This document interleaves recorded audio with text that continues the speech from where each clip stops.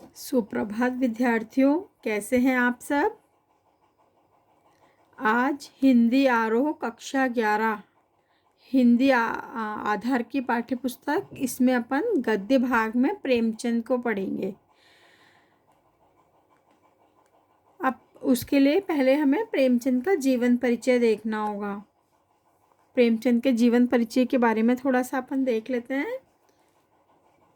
देखिए, साहित्य page number 3, पृष्ठ संख्या 3 आप लोग ओपन करिए। साहित्य वह जादू की लकड़ी है जो पशुओं में, ईंट पत्थरों में, पेड़ पौधों में भी विश्व की आत्मा का दर्शन करा देती है। साहित्य क्या है? साहित्य ऐसी चीज़ है, ऐसा जादू है साहित्य में, ऐसी जादू की छड़ी है वो कि जो कि क्या करती है, जो बेजुबान जानवर हैं, ईंट पत्थर निर्जीव चीज़ें हैं, पेड़ पौधे हैं, इनमें भी विश्व की आत्मा के दर्शन करा देती है। मतलब सभी चीज़ साहित्य में सब कुछ समाहित है। साहित्य का जीवन में यह स्थान है। अब देखिए प्रेमचंद। प्रेमचंद जी का मूल नाम था धनपत राय।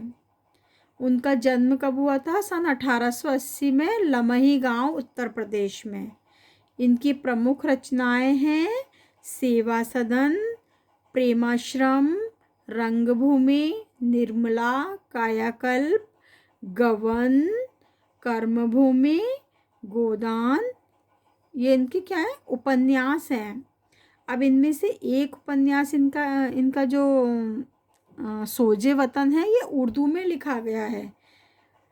आपको एक बात बताऊं कि उर्दू में जो प्रेमचंद थे वो नवाब राय के नाम से लिखते थे, लेकिन इनके इस उपन्यास को, सोजे वतन को, क्या किया था, अंग्रेज सरकार ने, ब्रिटिश सरकार ने जब्त कर लिया था।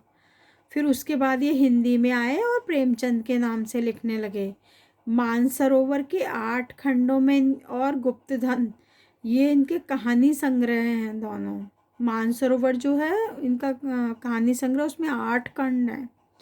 करबला, संग्राम, प्रेम की देवी इनके नाटक, कुछ विचार, विविध प्रसंग, ये इनके निबंध संग्रह हैं। तो देखिए कितनी सारी विधाओं में इन्होंने लेखन किया है। और इस महान कथाकार की, लेकिन कथाकार के रूप में इन्हें विशेष प्रसिद्धि मिली है। तो इस महान कथाकार का सन 1936 में निधन हो गया। अब प्रेमचंद हिंदी कथा साहित्य के शिखर पुरुष माने जाते हैं, बड़े पहुँचे हुए व्यक्ति। कथा साहित्य के इस शिखर पुरुष का बचपन अभावों में बीता।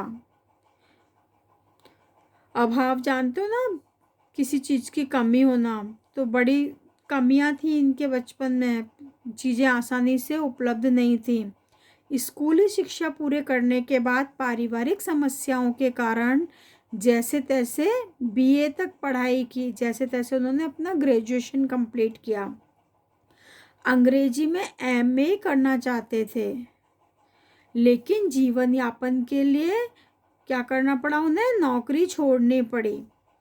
सरकारी नौकरी मिली भी, लेकिन महात्मा गांधी के असहयोग आंदोलन में सक्रिय होने के कारण उन्हें क्या करना पड़ा? त्यागपत्र देना पड़ा।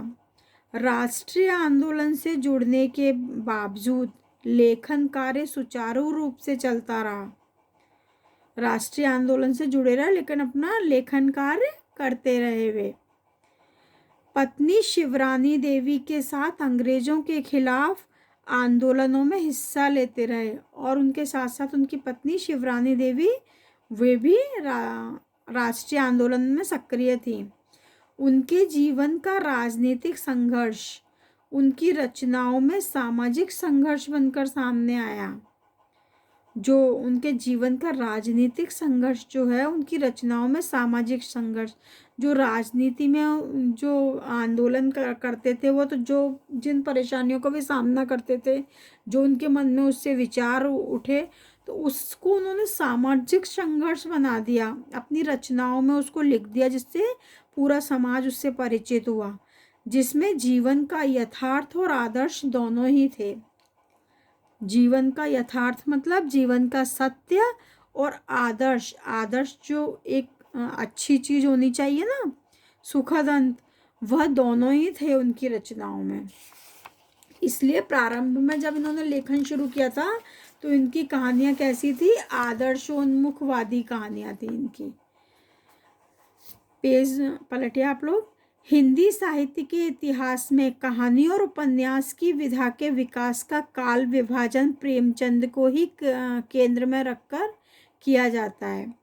हिंदी साहित्य में जो कहानी और उपन्यास का विकास क्रम जब देखा जाता है, हिंदी साहित्य का इतिहास जब आप लोग पढ़ोगे तो उसमें जो कहानी की विकास यात्रा है, प्रेमचंद से पूर्व का युग, प्रेमचंद युग, प्रेमचंदोत्तर युग, मतलब प्रेमचंद्र को केंद्र में रखा गया कि इनसे पहले कैसी कहानियाँ लिखी जाती थी, प्रेमचंद के युग में कौन सी कहानियाँ लिखी जाती थी और उसके बाद कौन सी किस तरीके की कहानियाँ लिखी जाती थी, क्या होता था उन कहानियों में। यह प्रेमचंद के निर्विवाद महत्व का एक स्पष्ट प्रमाण है। वस्तुतः प्रेमचंद ही पहले रचनाकार हैं जिन्होंने कहानी और उपन्यास की विधा को कल्पना और रोमानियत के धुंधलके से निकलकर यथार्थ की ठोस जमीन पर प्रतिष्ठित किया।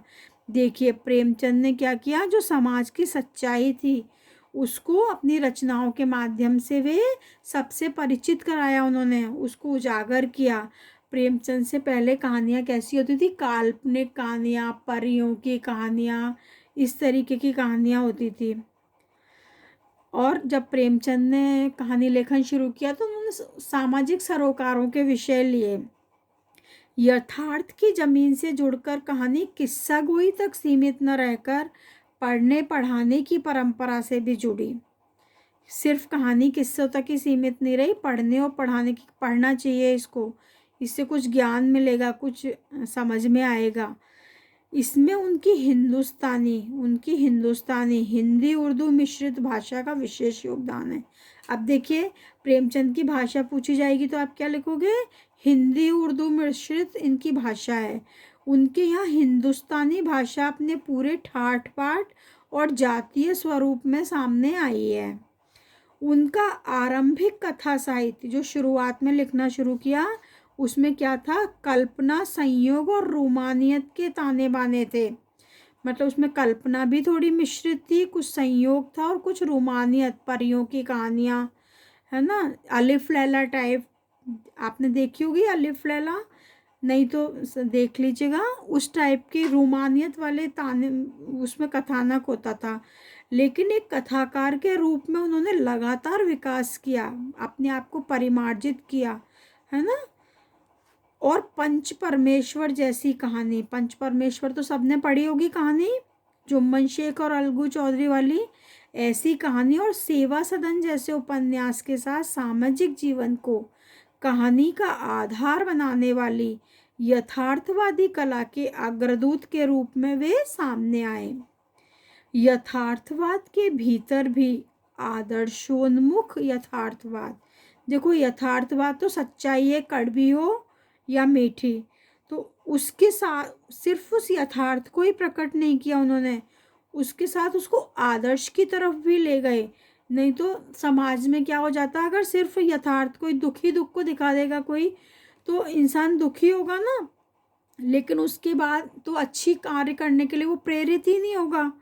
समाज में सच, अच्छाई, ईमानदारी, प्रेम रहेगा ही नहीं। तो इसलिए उन्होंने कहानी में आदर्श भी प्रस्तुत किए, जिससे क्या है, लोग पढ़ें कहानी को और अच्छे कार्य करने के लिए प्रेरित हों।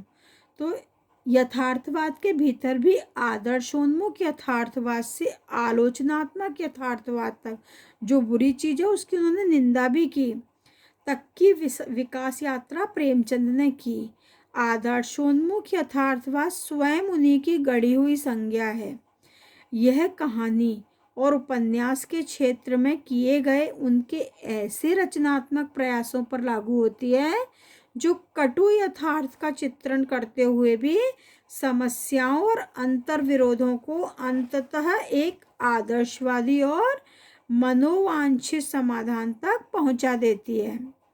सेवा सदन, प्रेमाश्रम आदि उपन्यास और पंच परमेश्वर, बड़े घर की बेटी, नमक का दारोगा, ये जो हम कहानी पढ़ेंगे नमक का दारोगा, ये ऐसी कहानियाँ हैं कैसी, जो कि अंतर विरोधों की कटु यथार्थ का चित्रण भी किया है इसमें इन्होंने। और मन में विचार होता है ना कि करना चाहिए ये कार्य या नहीं करना चाहिए, ऐसे अंतर विरोधों को के बाद में एक आदर्शवादी और मनोवांछित समाधान तक इसको पहुंचाया है। ये आप जब इस कहानी को पढ़ोगे नमक का दारोगा को, तो अपने आप आपको समझ में आ जाएगा कि कैसे उन्होंने आदर्शोन्मुख बात इसमें प्रकट किया है। ये कहानियाँ ऐसी हैं, बाद में उनकी रचनाओं में ये आदर्शवादी प्रवृत्ति कम होती चली गई।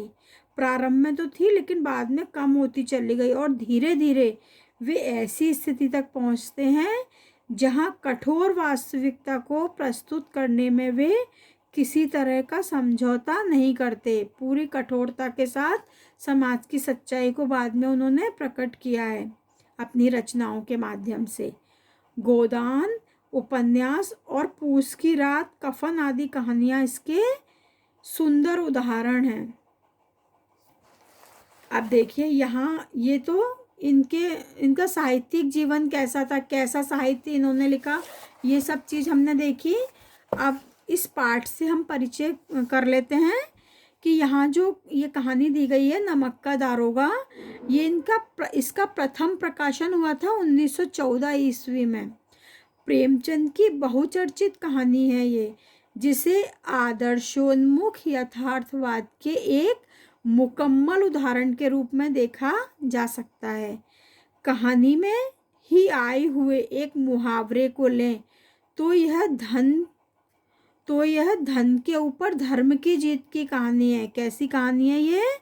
कि धन के ऊपर धर्म की जीत की कहानी है। कौन सी? नमक का दारोगा। धन और धर्म को हम क्रमशः सद्वृत्ति और असद्वृत्ति, बुराई और अच्छाई, असत्य और सत्य इत्यादि भी कह सकते हैं ना।